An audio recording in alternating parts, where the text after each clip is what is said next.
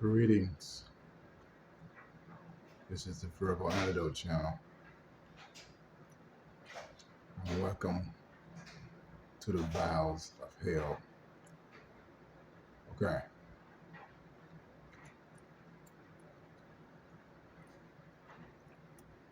This is the pinnacle of the IDF Hamas war. Metal birds dropping 10-ton bombs on a fabric encampment in RAFAH, a safe zone. 10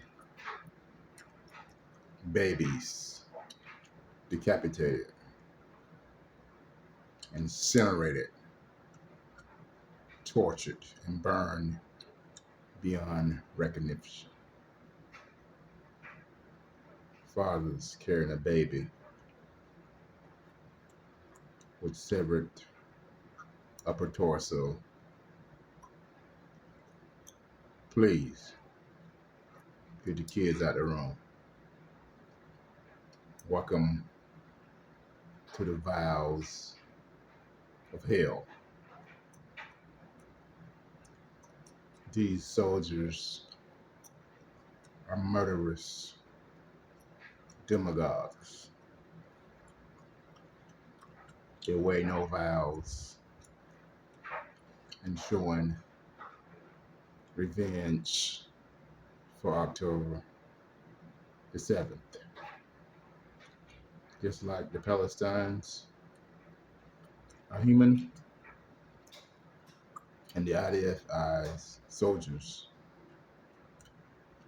they're not. They're mere animals for the slaughter. Slowly, watch, and you will see. This has been extracted from the heel by way of Al Jazeera. Okay? This is the worst nightmare in the 21st century and beyond. Benjamin Netanyahu, nothing will be done. Nobody will fire upon them. No military, nothing but words, nothing but fake regret and remorse. Here we go.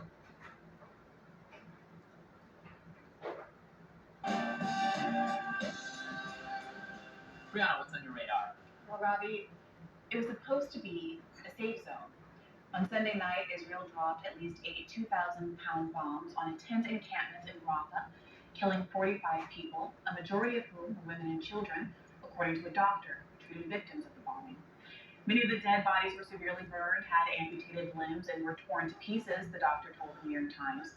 Graphic video footage emerged over the weekend, including one unforgettable image of a man holding a limp baby aloft while flames flickered in the background, silhouetting the fact that the child no longer had a head. Just days before, in The Atlantic, staff writer Graham Wood had penned what might be read as a justification for killing children. Quote, "It is possible to kill children legally," he wrote, "if, for example, one is being attacked by an enemy who hides behind them. It is possible to kill children legally," he wrote. Now we see where that logic leads. Monday, Netanyahu made a statement claiming responsibility for the Sunday night massacre, calling the choice to drop 1-ton bombs on a tent city where millions of Gazans have been told to flee for their safety, quote, "a tragic mistake." But this time, something seems to have shifted. Media figures who spent months defending Israel's siege on Gaza have found themselves confronted, finally, with an indefensible act. UK commentator Piers Morgan was one of those people. "A mistake?" tweeted Piers. "No, it wasn't. Netanyahu repeatedly said he'd attack Rafah, and he did. I've defended Israel's right to defend itself after October 7th, but slaughtering so many innocent people as they cower in a refugee camp is indefensible, he tweeted. Stop this now, Netanyahu. I'd argue when you've launched a staunch defender like Piers Morgan, you may have lost the plot.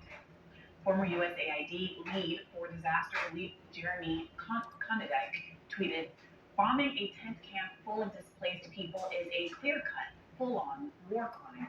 Even if Hamas's troops were present, that does not absolve the IDF of the obligation to protect civilians. It does not turn a tent camp into a free fire zone.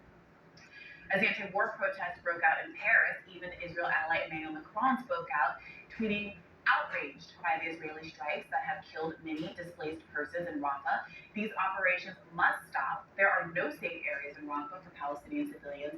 I call for full respect for international law and an immediate ceasefire.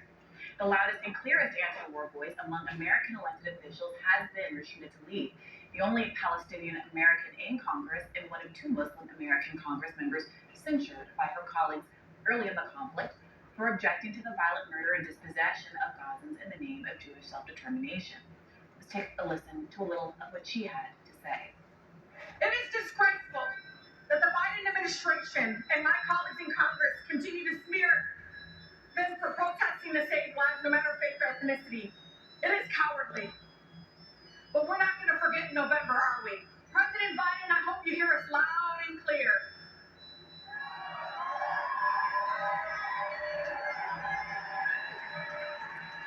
Attacking the authority of the International Criminal Court and interfering in the legal process is nothing more than an attempt to prevent the genocidal maniac Netanyahu and his senior Israeli officials from being held accountable for those crimes against humanity.